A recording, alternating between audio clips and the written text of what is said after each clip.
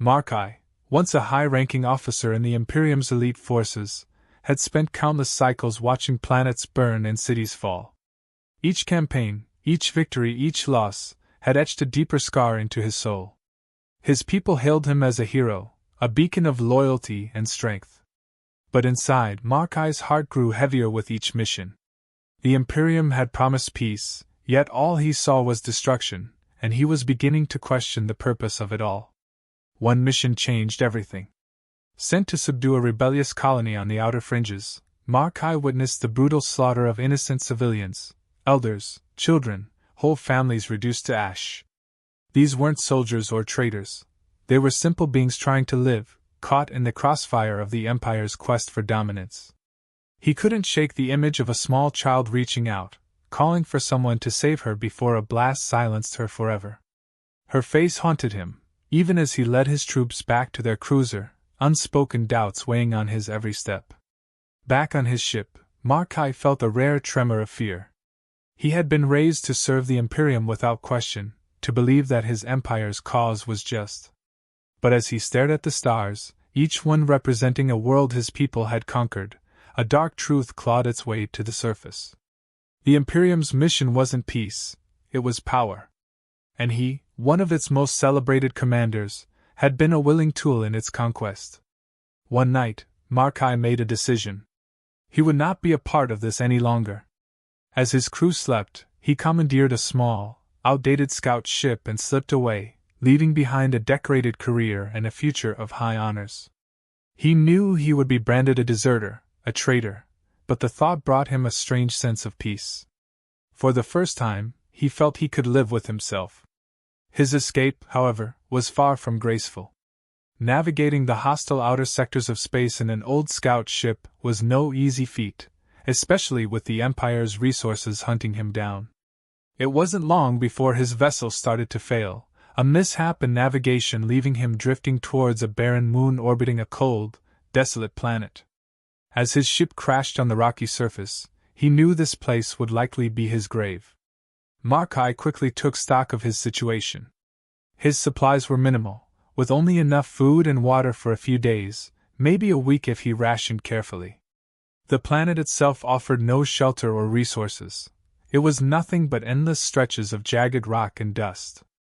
His body, conditioned by years of harsh training, could endure much, but even he knew the limits of his resilience.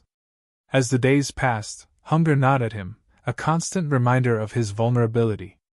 His muscles weakened, his senses dulled, and he found himself haunted by visions, the faces of those he'd failed to protect, the lives he'd ended in the name of duty. Each night, he sent out a distress signal, broadcasting on every frequency, hoping for some response. The silence, though, was unrelenting. Occasionally, Markai's equipment detected faint traces of passing ships, scavengers, traders, even ships from allied species. Yet, no one answered his calls. They either ignored him, not wanting to meddle in Imperial affairs, or they saw his signal and chose to leave him to his fate, dismissing him as just another casualty of war. The galaxy had become a cold, unfeeling place, willing to watch one of its own die alone. With each passing day, despair took a firmer hold on him. He had left his empire to escape its cruelty, yet here he was, facing an equally merciless indifference from the galaxy at large. It seemed that, in his quest to find peace, he had merely traded one death sentence for another. His skin began to grow gaunt, his once strong frame reduced to bone and sinew. His hope faded, and he accepted that he would die here, nameless and forgotten, like so many others the Imperium had left in its wake. Markai lay against the cold metal of his ship's broken hull, his breath shallow, his mind numb from hunger. His thoughts drifted, teetering between his regrets and the peace he had sought but never found. Suddenly his console blinked, a signal approaching. He forced himself upright, the last reserves of his strength firing as he recognized a ship closing in. He activated the communicator, his voice barely audible, desperate. He knew this was his last chance. The ship was human, a deep space exploration vessel, something Markai had rarely seen in his years of service. When the humans responded, he stammered out his story in broken phrases, fighting to hold their attention. There was silence, and he feared they'd ignore him, like all the others. But they didn't leave. They stayed, their ship settling cautiously nearby. He felt a glimmer of hope, tempered by the fear of what they might do. The human crew boarded his vessel, cautious, weapons ready. They took in his appearance, a tall, once imposing figure now reduced to a shadow of himself, skin taut over his alien features, eyes hollow with despair. Captain Harlow, a stoic but curious leader, kept a close watch on him, assessing him with an intensity that unsettled Markai. As he relayed his story, the crew's skepticism grew evident. They had no reason to trust him. A deserter from the infamous Imperium, an empire feared across galaxies, hardly made for a trustworthy guest. They exchanged glances, whispered discussions about his potential threat, his intentions, and the political risk he posed. To them, he could be lying, an enemy spy waiting for rescue. Markai could see the doubt in their eyes. Some among them suggested turning him in. There was talk of the bounty, the rewards that could await them if they delivered an Imperial deserter to his empire or even to other factions. The galactic community had no sympathy for deserters, and the reward was tempting. Markai's heart sank as he realized his fate might lie in the hands of people who saw him as little more than an opportunity. Captain Harlow, however, remained silent, studying Markai. She finally asked why he deserted, a simple question, but one that cut to the core of his resolve. Markai hesitated, then began speaking, his voice raw with emotion. He recounted the horrors he'd seen, the innocent lives destroyed, the haunting face of the child he couldn't save. The crew listened, their skepticism shifting to something else, a dawning understanding that he wasn't merely seeking survival. He was searching for redemption. One of the crew members, Dr. Alara, stepped forward, her expression softening as she looked at Markai. She was the ship's medical officer, compassionate and perceptive. She saw beyond his appearance, beyond the reputation of his empire, and glimpsed the pain etched deep within him. She spoke quietly with the captain, arguing that they should help him, that he was a person, not just a soldier or a deserter. Others remained unconvinced, warning of the danger, the risk of getting involved in Imperial affairs. A heated debate erupted. Some argued that mercy had no place in interstellar politics, that his fate wasn't their concern. But others, led by Dr. Alara, insisted that compassion defined humanity, that they couldn't condemn a man to die simply because of where he came from. It wasn't an easy decision, and the crew was torn, struggling between pragmatism and empathy. Captain Harlow listened to both sides, her face impassive. Finally, she turned to Markai, her gaze unwavering. She told him they would help him, but there were conditions. They would be taking a grave risk, and any deception would not be tolerated. Markai, overwhelmed, nodded in gratitude, his voice breaking as he thanked them. He had expected to die alone, abandoned by everyone.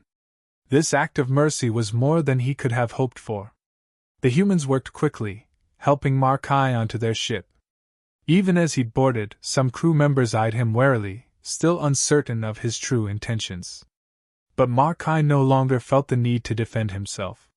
For the first time in what felt like an eternity, he felt a spark of hope, a sense of possibility he thought he'd lost. These humans had seen his desperation and, despite their doubts, had chosen compassion. He didn't know what lay ahead, but he knew he owed them his life. As the human ship began its journey away from the desolate moon, Markai sat in silence, absorbing his surroundings. He could feel the watchful eyes of the crew on him, every glance holding a mix of suspicion and curiosity. They had saved his life, but trust was far from earned. His once proud stance was gone, his body frail and weak from days without food, yet his gaze held a quiet resolve. He was determined to honor this chance, to prove to them he was worth the risk. Over the next few days, Markai interacted with the crew in small, cautious exchanges. They asked about his empire, curious but careful, as if speaking of it might summon its wrath. At first, his responses were brief, guarded, but he found himself opening up as the days passed. He recounted his journey to the outer fringes, the battles that had shattered countless worlds, the despair that had gripped him as he realized the true nature of his empire's conquest. He spoke not as a deserter but as a soul burdened by the weight of his actions, trying to convey that he was more than just a symbol of the Imperium's power. In turn, the humans shared pieces of their lives. They were explorers, each drawn to the vast unknown for different reasons. Captain Harlow had seen her own share of conflict, though on a far smaller scale. She spoke of battles fought not with weapons but with diplomacy, of her commitment to finding peace in a galaxy so often marred by violence. Dr. Ilara, always by Markai's side, listened to his stories with a kind of quiet intensity. She didn't judge or question his motives. Instead, she focused on his recovery, her gestures gentle and caring, like a salve on wounds he hadn't realized were still open. One evening, as they neared a region known for asteroid fields, the ship's alarms blared. The sensors picked up a ship on their trail, Imperial markings unmistakable on the monitor. A hushed dread settled over the crew. They knew the Imperium had little tolerance for deserters, and Markai's former commanders would stop at nothing to make an example of him. Panic rippled through the crew as they braced for confrontation. Captain Harlow's expression hardened, her voice calm yet steely as she ordered evasive maneuvers. Markai felt a pang of guilt. His presence was now endangering these people who had shown him nothing but mercy. He offered to surrender, to take an escape pod and divert the enemy's attention, but Captain Harlow refused. She told him that abandoning him would be an act of betrayal, not only to him but to their own principles. They were in this together now. The chase was tense and relentless. The Imperial ship bore down on them, its superior firepower outmatching the human vessel in every way. Yet the humans fought with a resilience Markai had never seen. They maneuvered through the asteroid field, weaving through treacherous paths, narrowly avoiding collisions. Markai couldn't help but marvel at their skill, their sheer determination to keep him safe. They weren't soldiers, yet they fought with a loyalty that transcended duty. Hours passed, each maneuver more daring than the last. Finally, with a risky ploy, Captain Harlow led their pursuer into a dense cluster of asteroids, where the Imperial ship hesitated, unwilling to risk damage. They took advantage of the moment, using the cover to break free and slip out of range. As the silence of safety settled over the ship, the crew erupted into relieved cheers, their faces lighting up with pride and relief. Markai, watching from the corner, felt an unfamiliar warmth, a sense of belonging he hadn't felt in years. Over the next few days, the tension eased. The crew, once wary of him, began treating him not as a deserter or an outsider but as one of their own. They shared meals, exchanged stories, and laughed together, the initial distrust fading into camaraderie. Markai found himself laughing, too, feeling a weight lift from his heart. For so long, he had believed that kindness was a weakness, that mercy had no place in a warrior's life. Yet these humans, without obligation or reward, had shown him a compassion he hadn't thought possible. Dr. Ilara, who had become something of a confidant, approached him one evening as he stood gazing out at the stars. She asked if he regretted leaving his empire, if he missed the life he had abandoned. Markai looked at her, the question sinking deep. He thought of the battles, the faces of the fallen, the innocent lives he could never bring back. And then he thought of this crew, of their laughter, their fierce loyalty, their willingness to stand by him despite the risk. No, he said softly. He didn't miss it at all. For the first time, Markai began to feel as if he had found a home. He knew it was temporary, that their journey would end soon, and he'd have to face whatever awaited him on Earth. But here, in this small ship with these humans who had risked so much for him, he felt a sense of peace he had never known. The galaxy was vast and unforgiving, but these people had shown him a corner of it that held light, a place where mercy was not a weakness but a strength. As they neared Earth's orbit, the ship quieted, the crew preparing for the final leg of their journey. Markai could feel a heaviness in the air, a mixture of relief and apprehension. He knew his future was uncertain, that he might face punishment or exile. Yet he felt no fear. Whatever awaited him, he would face it with the courage these humans had shown him. They had given him hope, a chance to redefine his life, and he was determined to honor that gift, no matter the cost. As the ship neared Earth's atmosphere, Markai stood at the observation deck, gazing down at the blue-green world stretching below. He felt a surge of emotions he couldn't quite name. This place, so far from the Empire's reach, seemed almost unreal. Earth was more than just a new destination. It represented a promise he thought he'd lost, of peace, of life without fear, of a new beginning. But even in that quiet moment, he knew this arrival wouldn't be simple. The human crew was tense, their faces reflecting a shared apprehension. They had risked much for him, and now they, too, would face judgment. As they touched down, the crew members exchanged quick, comforting words, glances of support. Markai, seeing their solidarity, felt gratitude overwhelm him. They had saved his life, and now they were prepared to defend him before their own people. It was a loyalty he had never experienced, not even among his own comrades in the Empire. The Earth authorities arrived swiftly, their expressions a mixture of confusion and caution. This wasn't a typical docking. Word had already spread, and the arrival of an Imperial deserter was unprecedented. Markai felt their piercing stares, their doubt evident. He could feel the weight of their questions, the suspicion they held toward him. It was as if, to them, he was still the enemy, something dangerous that had intruded on their world. Captain Harlow stepped forward, explaining the situation with calm authority. She described their encounter with Markai, the circumstances that had led them to bring him on board, and most importantly, why they had chosen to help him. She spoke of his desertion not as an act of cowardice but as a choice of conscience, one that had set him against the empire he'd once served. Her words were firm, carrying the weight of conviction, and Markai saw the respect her crew held for her reflected in the way they stood by her side, silent yet unwavering. Dr. Alara took her place next, offering her perspective on Markai's condition, his suffering, his humanity. She argued that his desire for peace was real, that his actions were those of someone seeking redemption. She spoke not just as a doctor but as someone who had come to understand him, and her words held a quiet compassion that made the authorities pause. Markai felt a surge of gratitude toward her, for she had seen him for who he truly was, even when others doubted. But it was clear that not everyone was convinced. Some argued that granting asylum to an Imperial deserter could endanger Earth's fragile political balance with other factions. They warned of the potential consequences, the threats that might arise if the Empire sought retaliation.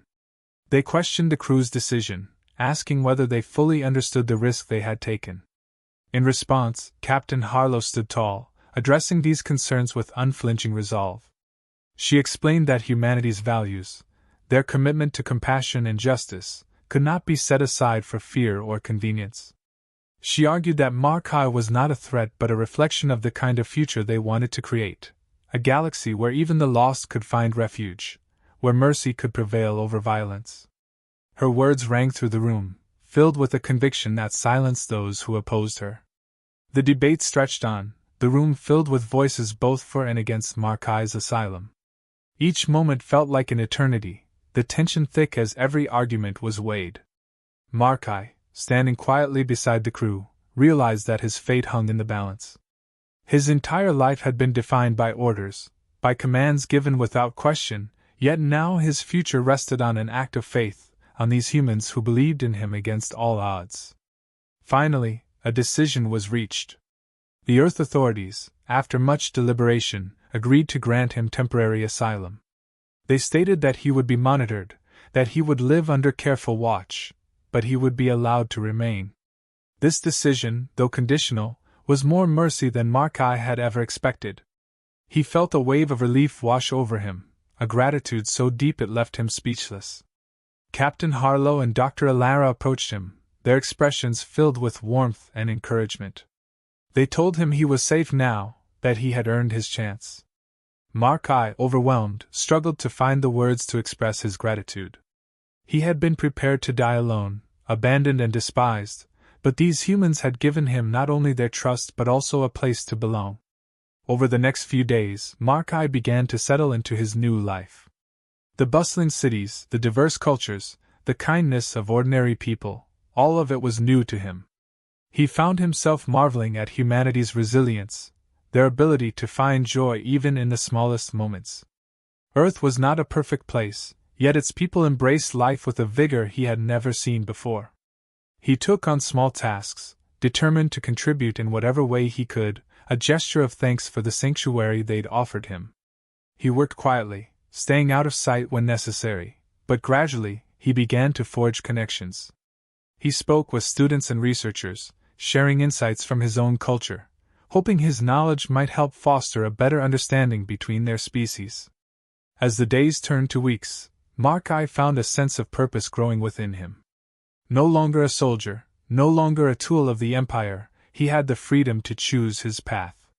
He decided to dedicate himself to peace, to prevent others from experiencing the same horrors he had witnessed. In time, he became an unofficial ambassador of sorts, a symbol of unity between worlds that had once seemed irreconcilably distant. The human crew, now scattered on new missions, kept in touch, their messages filled with encouragement and warmth. They had become his family, bound not by blood or species but by a shared journey, a story of redemption and trust. Markai, reflecting on all that had passed, knew he would carry their kindness with him always. As he walked through the city one evening, the lights of Earth casting a soft glow around him, he realized that he had found what he'd been searching for, a place where he could be at peace, a world that accepted him not as a soldier or a deserter but simply as Markai. And in that moment he knew that he would do everything in his power to protect this newfound peace, to honor the mercy humanity had shown him, and to ensure that others, too, could find a place to call home.